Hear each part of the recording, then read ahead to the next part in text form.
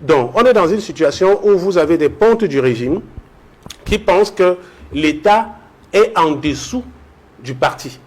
Parce qu'en réalité, c'est de ça qu'il s'agit. Certains locuteurs ont souvent parlé de parti-État, comme pour dire qu'au sein du régime, on assimile l'État du Cameroun à une propriété du régime.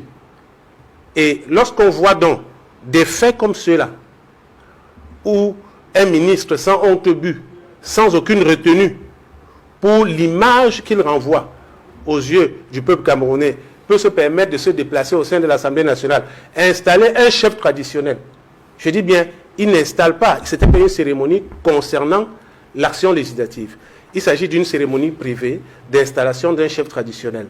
Je suis tout à fait d'accord qu'il aurait fallu que cette cérémonie se déplace ailleurs que dans l'enceinte de l'Assemblée nationale. Mais je dis aussi, malheureusement, jusqu'à ce qu'il y ait avènement du changement au Cameroun, on va vivre de façon récurrente ce genre de situation.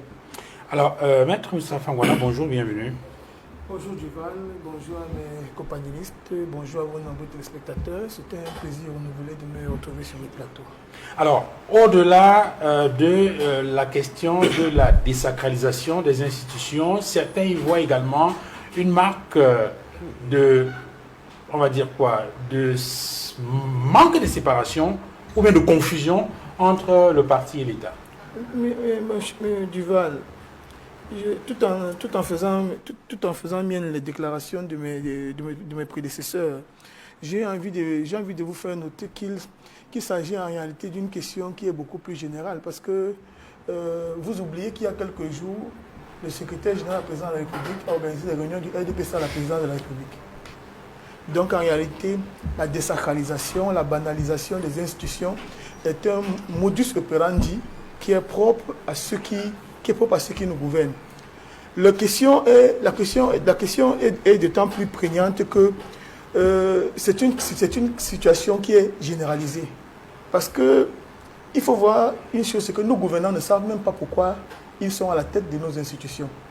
Donc ça dit que il faut que l'on le dise clairement, la présence de ceux qui nous gouvernent aujourd'hui est même déjà en elle-même une désacralisation des institutions. C'est des gens qui n'ont qu'une conception purement alimentaire du pouvoir, une conception purement jouissive du pouvoir. Parce que vous êtes nommé ministre de la Santé, vous êtes incapable vous venez nous dire que on a un plateau technique qui est équivalent à celui de l'hôpital américain NEI, bien celui contre les États-Unis. Est-ce que vous trouvez que c'est des gens qui savent même pourquoi est-ce qu'ils ont été désignés? Je vous dis que le pouvoir est tellement désacralisé au Cameroun qu'il y a des messages subliminaux qui nous sont souvent envoyés même à l'occasion des élections au Cameroun, mais que j'ai le sentiment que nous ne décryptons pas. Lorsque vous voyez un pays avec les hommes qu'il a, un pays comme le Cameroun avec les hommes qu'il a, se retrouve en train d'avoir des candidats loufoques se retrouve en train d'avoir des candidats loufoques à la présidentielle. Vous vous rendez compte qu'un pays comme le Cameroun, un Jean Djenga est candidat à la présidentielle, un Sofone est candidat. En réalité, c'est un message qu'on nous envoie que les gens ne perçoivent pas. En fait, les gens nonobstant les incapacités qui sont les leurs, se rendent compte que mais qu'est-ce qui ne va pas? Pourquoi est-ce que je n'ai pas l'eau? Pourquoi je n'ai pas d'électricité? Pourquoi je n'ai pas de route? Pourquoi je n'ai pas d'hôpitaux? Mais si moi je suis président, même si je ne suis pas instruit, si je n'ai pas les outils nécessaires, je peux au moins apporter cela. Je peux apporter cela au Cameroun. Est-ce que vous ne trouvez pas que c'est une insulte, par exemple, que nous retrouvons que ce type de personnes-là, des gens qui n'ont... Elles sont nombreuses, même en 2018, en 2025. Il y a des gens qui n'ont aucun passé professionnel, qui n'ont aucune histoire, mais qui se lèvent le matin, elles disent ces gens qu'elles veulent diriger le Cameroun. Le Cameroun est un pays dans lequel tout est aujourd'hui à la rue. Quand je vous dis que les gens n'ont qu'une conception alimentaire du pouvoir, comment est-ce que vous pouvez imaginer que il y a des gens qui ont bénéficié par des hautes instructions pendant 7 ans. Elles avaient l'occasion de nous démontrer ce de quoi elles sont capables, ces personnes-là. Mais pendant cette année, on leur a donné la canne, elles n'ont pas pu gérer. On leur a donné le Covid-Gate, on n'a pas pu gérer. Ce sont des scandales à n'en plus finir. Donc, et quand vous avez dans un pays comme celui-là, pourquoi est-ce que vous devez aujourd'hui vous offusquer de ce que on a désigné? Mais dans quelle mesure est-ce que vous parlez de concessions alimentaires, s'agissant par exemple de cette intronisation entre griffes du président de l'Assemblée nationale. C'est quand même un haut commis d'État qui, depuis plusieurs décennies, travaille aux côtés du chef de l'État, qui est à la tête de l'hémicycle depuis plusieurs années également. Et donc, on ne peut pas le présenter comme quelqu'un qui est fin, pour dire ça de façon triviale. Monsieur Fangwa, il faut qu'on se le dise bien. Depuis que le Cameroun existe, on a combien de propositions de loi qui émanent de l'Assemblée nationale? Les gens inaugurent les chrysanthèmes. Ils désacralisent l'institution qui est la leur. Quel est le contrôle de l'action gouvernementale qui est mise sur pied par celui que vous dites être à l'Assemblée nationale depuis 50 ans? Est-ce que vous croyez qu'un pays comme le Cameroun mérite d'avoir ce type à la tête de l'Assemblée nationale? Sa seule présence même est une insulte pour la nation. Pourtant, il est bien élu par les députés qui eux aussi ont été élus par le peuple. Il est bien élu, vous le dites, par un système kakistocratique. C'est la kakistocratie. Il faut savoir, c'est la kakistocratie en ce que... C'est quoi ça, la kakistocratie? La kakistocratie, c'est le gouvernement des médiocres. C'est le gouvernement des médiocres, il faut qu'on se le dise. Donc, vous voyez, on vous présente parfois des parlementaires qui sont incapables d'aligner deux phrases correctes. Qu'est-ce que vous ne connaissez? Il y a une chose dans la kakistocratie, les médiocres ont la particularité de savoir se reconnaître. Ils savent se reconnaître et ils savent se protéger. C'est un peu comme c'est une espèce de mafia. C'est une espèce de mafia. Donc quand vous dites que c'est un haut commis de l'État, c'est un haut commis de l'État. Depuis qu'il est à l'Assemblée nationale, quelles sont les actions qu'il a posées dont le peuple camerounais peut se revendiquer? Dans lequel on peut dire que oui, il a posé cette action-là pour que le Cameroun puisse avancer d'un iota. 50 à l'Assemblée nationale, même pas une seule proposition de loi. Et on dit qu'ils sont en train de travailler. J'ai dit que non, il faut bien que nous puissions nous le dire. Et ça traduit également, quand on parle ça traduit également la manifestation d'une certaine confiscation du pouvoir. En fait, les gens confondent le parti, ils confondent le RDPC avec l'État du Cameroun. Mais tout cela, ce n'est pas dans l'intérêt du peuple camerounais. C'est uniquement pour les ors du pouvoir, pour les avantages qu'on tire à rester au pouvoir. Pendant cette année, vous avez eu les hautes instructions. Vous n'avez pas démontré aux Camerounais d'un iota que vous aviez les aptitudes pour pouvoir diriger. Comment vous expliquez qu'on avait une coupe d'affirmation qu'on devait organiser en 2019? Nous sommes en 2025. Vous avez organisé une task force. On est incapable d'avoir aucun stade déterminé à ce jour. Mais vous voulez encore remplir pour cette autre année. Donc j'ai dit que la seule présence de ces gens à la tête de nos institutions est déjà un acte de désacralisation à lui-même. Et ce n'est pas excessif, de le dire. Les Camerounais ont les problèmes les plus élémentaires. Il n'y a pas d'eau, il n'y a pas d'électricité, il n'y a rien du tout. On n'a pas d'hôpitaux, on n'a pas de routes, on n'a pas d'école. Je vous ai dit ici, on cite parmi les 3000, il n'y a pas une université camerounaise parmi les 3000 premières universités au monde. Les 3000 premières universités au monde. Vous avez dit qu'on est ministre de l'enseignement supérieur qui est là depuis plus de 20 ans. À quoi il sert? Il inaugure les chrysanthèmes. Il est là parce que sa présence au sein des institutions lui donne l'occasion de pouvoir jouir du pouvoir uniquement. Donc ces gens, quand vous parlez de désacralisation, leur seule présence, je le dis, est une désacralisation des institutions. Alors, parlons de votre kakistocratie. Si on reste sur cette analyse-là, on peut avoir une autre interprétation, Maître Ngouana, à savoir que si ceux qui gouvernent sont des médiocres et que ils ont été choisis par un peuple, alors par déduction ou par réflexivité, non, comment ils appellent ça? Transitivité. Par transitivité. Le peuple qui l'a choisi est également un peuple médiocre. Il faut savoir également une chose, on dit très souvent que les peuples ont les dirigeants qui méritent. Mais dans le contexte camerounais, au-delà de cette assertion-là, il y a également que le système fonctionne le système est verrouillé. Les gens ne sont pas installés là parce que le peuple les a désignés.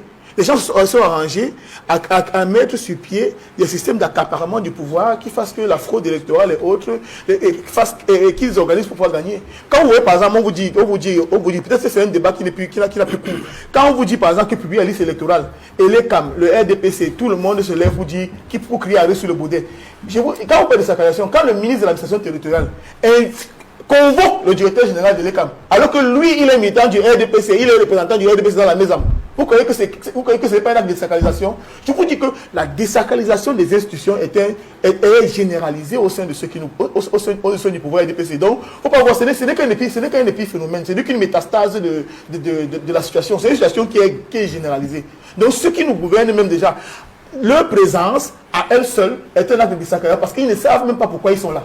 Alors, André Termeka, bonjour, bienvenue. Bonjour, je tiens à présenter mes excuses aux millions de téléspectateurs de droits de réponse. je remplace là au point levé le grand frère Maître Biliga qui a été empêché. Alors, vous arrivez au moment où nous avons ouvert ce débat sur la question de la désacralisation des institutions. C'est la grande une du quotidien Le Messager. Désacralisation des institutions, la République des rois. Et là, ils font allusion à cette sortie de l'honorable Jean-Michel Nithieu qui dénonce l'intronisation du président de l'Assemblée nationale, Kawai Djibril, comme chef traditionnel depuis la Maison du Peuple. Et pour les intervenants sur ce plateau, effectivement, c'est une forme de désacralisation des institutions. Oui, je n'ai pas bien suivi cette actualité parce que je trouve cette actualité un peu mineure, puisque je me suis dit que nous sommes focalisés sur les élections présidentielles avec la candidature, le dépôt de la candidature de son Excellence le Président Paul Biya, le président le plus expérimenté au monde et le président qui a montré toutes ses preuves dans l'administration camerounaise et dans les autoroutes internationales. Je voudrais dire qu'il s'agit là d'une manipulation parce que ce n'était pas une intronisation, c'était une remise de titres de chef de premier degré et je crois que cela s'est fait à la salle des banquets de l'Assemblée nationale. Donc pour moi c'est un épiphénomène. Je ne suis pas venu ici pour discuter d'une remise de titres, n'est-ce pas, à un chef traditionnel. Je crois que nous avons des débats plus importants. Mais que ça se fasse au sein du Parlement, pour vous ne trouvez aucun inconvénient, aucun problème. Mais on peut vous remettre un titre n'importe où.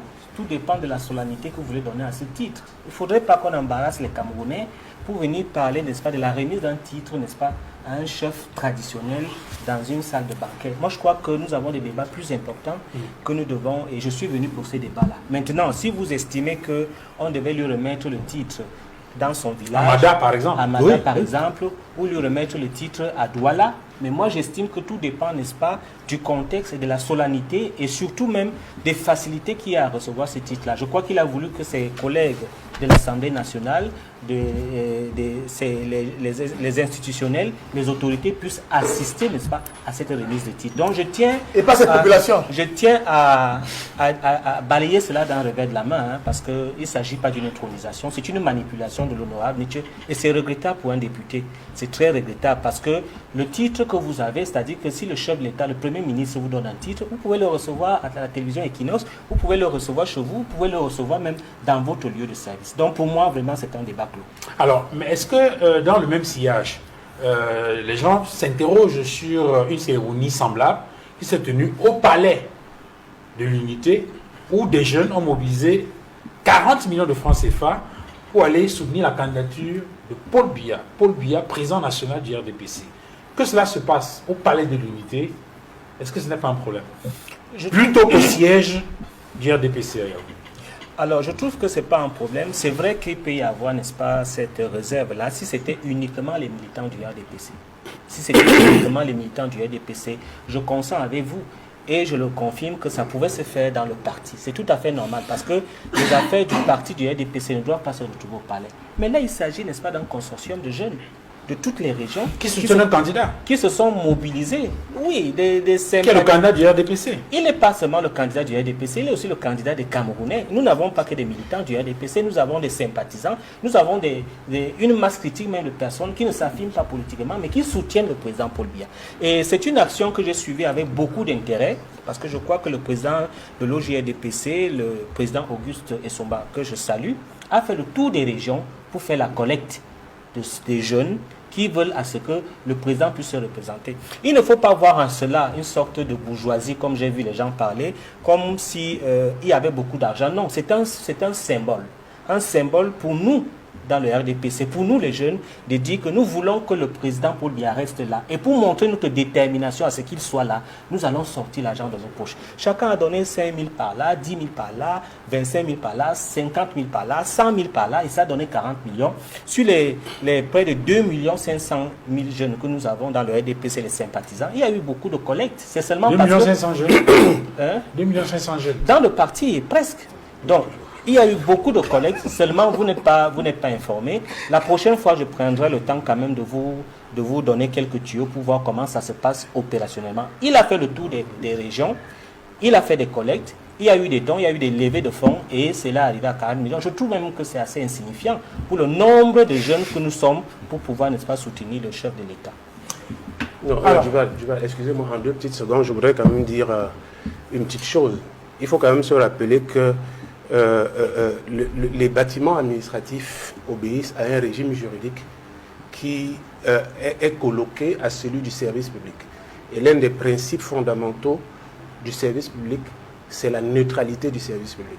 Et la neutralité du service public entraîne forcément la neutralité des bâtiments publics. Ce que je dis là, ça c'est le droit administratif. Il ne s'agit pas des incantations verbales qu'on peut venir se permettre de dire sur un plateau de télévision. En déduisant donc les conséquences de la neutralité du service public et partant de la neutralité de l'enceinte des bâtiments publics, il s'ensuit que toutes les opérations qui se passent dans un bâtiment public doivent être d'intérêt général. Une opération à caractère privé, parce que l'opération de collecte des fonds, ou même pas de collecte, l'opération de remise des fonds à un candidat potentiel est une opération privée, qui n'a absolument rien à voir avec le service public et qui ne devrait pas se dérouler à la présidence de la République. C'est pratiquement la même chose s'agissant que ce soit une distinction qu'on donne à un chef traditionnel dans un réfectoire du Parlement ou bien de l'Assemblée nationale. Le réfectoire du Parlement est un prolongement du bâtiment du Parlement. Ce qui veut dire que sur le plan juridique, il bénéficie des mêmes couvertures juridiques que la salle même des travaux de l'Assemblée nationale. S'il vous plaît, je voudrais... je voudrais juste... Je ne suis pas juriste. C'est un débat phénoménal, non, c'est un épiphénomène. Non, je ne suis pas juriste. S'il vous plaît, c'est un épiphénomène. Je ne suis pas juriste. Je fais précision avant de la parole. Oui. Bon, en réalité, ce n'était pas un sujet en débat. Oui. Parce qu'on aurait pu aller plus loin en interrogeant, par exemple... je vais dire ça comment, la façon dont l'argent a été remis, on a quand même vu que c'était remis dans un sac.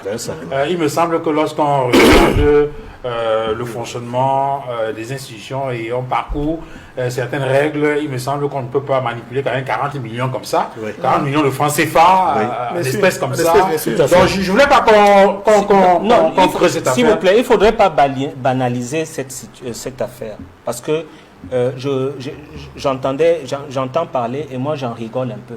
Parce qu'il a raison sur la neutralité du service public. Oui. D'ailleurs, c'est ce que moi on m'a appris à l'école normale. J'ai fait ce cours-là sur la neutralité du service public. Mais quand on parle de neutralité, le service public ne doit pas être partisan. C'est-à-dire qu'il ne doit pas montrer les effigies, les couleurs d'un parti politique. Mais il ne s'agissait pas d'un parti politique qui allait remettre un don, n'est-ce pas, au secrétaire. Mais c'est un candidat d'un parti, non? C'est le candidat d'un parti politique. Non, c'est le candidat, s'il vous plaît. C'est le candidat d'un parti. Ratiocination. Non, c'est là. Attendez qu'il finisse. Moi, je voudrais qu'on s'entende. Sur la neutralité du service public. Oui. La neutralité du service public, c'est que le service public ne doit pas être partisan, il ne doit pas agir aux couleurs d'un parti politique ou d'une idéologie. Il faut qu'on soit clair là-dessus. Mais la présidente a été juriste, mais j'ai quand même la connaissance Les Camerounais peuvent se déplacer et aller remettre un don au chef de l'État. Il s'agissait. C'était pas au chef de l'État. C'est au candidat de l'RDPC. Mais il est le chef de l'État. C'est le président de tous les. Et donc c'est pourquoi. Non, il faut pas manipuler le concept pour le manipuler. C'est le candidat de tous les Camerounais. Non, c'est le candidat de l'RDPC. Et vous allez jamais être mon candidat. Il a jamais été mon candidat. C'est votre droit. Mais le Camerounais. Alors, majoritairement, 11,28%. Votez pas les Camerounais. Votre candidat venait avec 500 000 voix. On était à près de 1 500 000 voix. Non, André était un écart. On va pas rentrer dans ces. C'est un faux débat. C'est un faux débat.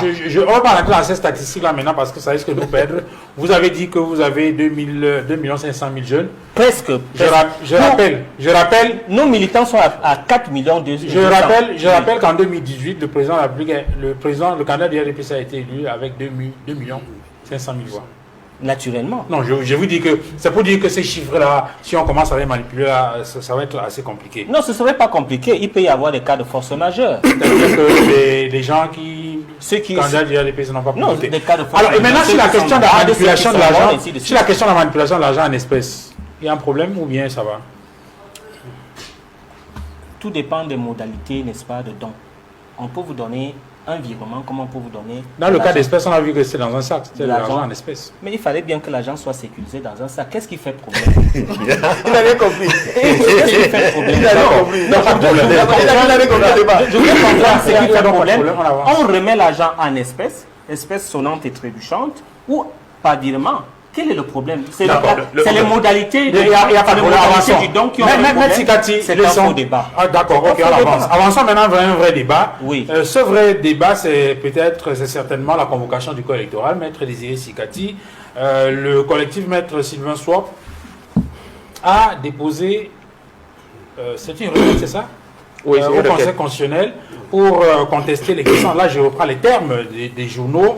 Je prends Cameroun Tribune, je prends la Nouvelle Expression, je prends le journal Émergence, qui estime que le collectif Sylvain Swap conteste l'existence du corps électoral. De quoi s'agit-il exactement?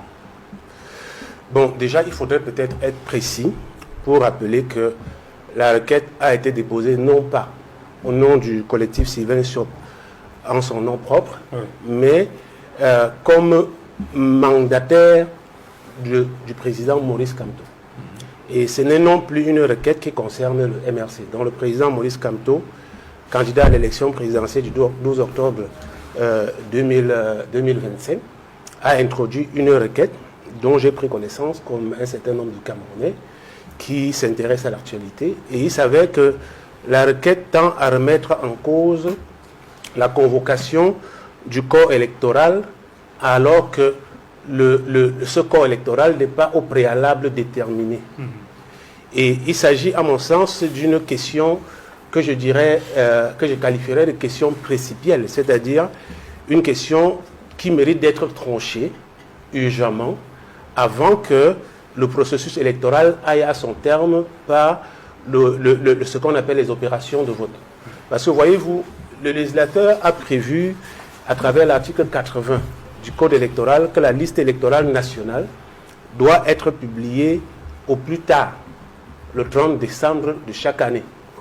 Maintenant, on se retrouve dans un cas de figure où Elecam veut faire croire que la liste nationale qui est prévue par le Code électoral peut aussi être considérée comme les différentes listes détenues ou bien qui sont établies par les antennes communales d'Elecam.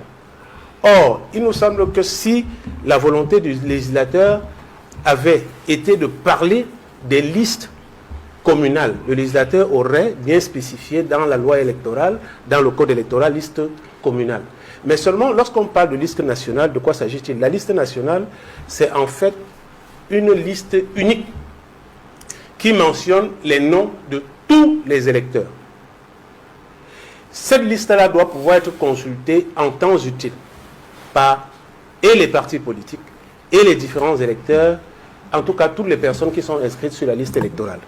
Maintenant, j'ai entendu une fois le directeur général de l'Elecam dire que la liste électorale nationale, c'est l'ensemble des listes qui sont établies au niveau des démembrements communaux de l'Elecam.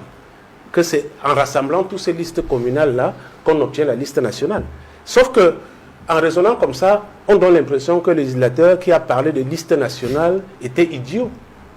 Parce que, voyez-vous, il y a plusieurs façons de lire une loi. Quand vous lisez une loi, vous pouvez la lire de façon littérale. C'est-à-dire, littérale, ça veut dire, vous vous contentez la lettre de ce qui est écrit et vous l'entendez tel quel. Ça, c'est ce qu'on appelle l'interprétation littérale.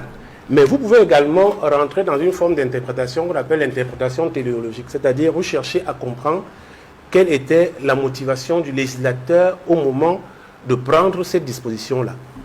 Lorsque le législateur parle de liste nationale, premièrement, si on a un entendement humain, on ne peut pas donner l'impression qu'une liste nationale peut s'entendre d'une liste communale.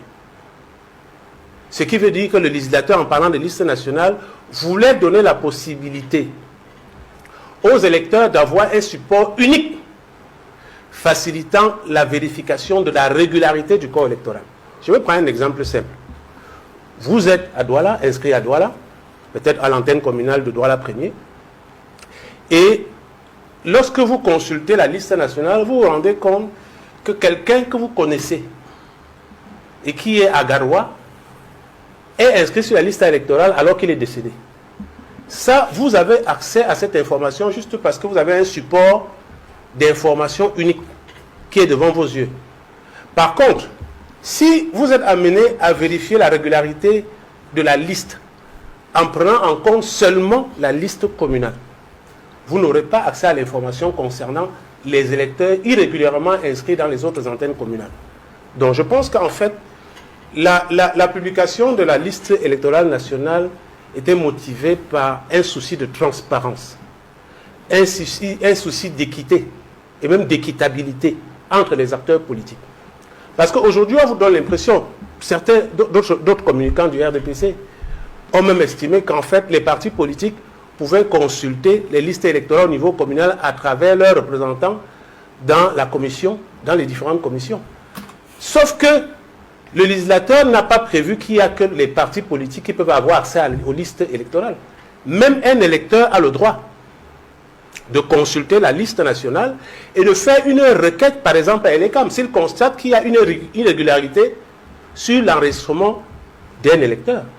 Alors, et c'est d'ailleurs la raison pour laquelle vous allez voir que dans pratiquement tous les pays démocratiques, la liste électorale est mise à la disposition de tous les partis politiques. D'ailleurs, dans un pays comme la Côte d'Ivoire, on communique une copie numérique de la liste électorale. L'autre problème que pose la convocation du corps électoral sans que le préalable de la détermination du corps électoral soit réglé tient de ce qu'au cours de l'année électorale, il y a des Camerounais qui ont été enrôlés entre le 1er janvier et le 11 juillet 2025, date de la convocation du corps électoral. Or, nous savons que d'après les usages des LECAM, c'est après la clôture des opérations d'enrôlement, en temps normal au plus tard le 31 août, que l'ECAM procède dans l'intervalle du 1er septembre au 31 décembre de l'année en cours aux vérifications et pour que les enrôlements deviennent des inscriptions. Lorsque le corps électoral est convoqué, personne ne sait quel est le sort juridique, la situation juridique des personnes enrôlées entre le 1er janvier 2025 et le 11 juillet, du moins jusqu'à l'heure de la convocation du corps électoral. Donc ça, c'est des questions principielles, fondamentales, qu'il va falloir régler. Et quelle que soit la façon dont vous interprétez l'article, le code électoral, que ce soit une interprétation que j'appelle même texte unique, que ce soit une interprétation téléologique, je pense que la conclusion à laquelle on en revient, c'est qu'il y a un véritable problème. Un véritable problème. D'accord. Il y a une volonté manifeste d'instrumentalisation de l'article 80 du Code électoral. Parce qu'aujourd'hui, on voudrait empêcher aux Camerounais d'avoir une idée sur le contenu exact du fichier électoral. Mais avant de donner la parole aux autres, je voudrais vous poser une question. Maintenant que le Conseil constitutionnel est saisi, qu'est-ce que ce collectif attend de façon concrète du Conseil constitutionnel? Bon, déjà, Duval, il faut savoir qu'au terme de, je pense, c'est l'article 3 de la loi de 2004, qui organise le fonctionnement du Conseil constitutionnel, et lequel article est d'ailleurs repris par l'article 48 de la Constitution du Cameroun.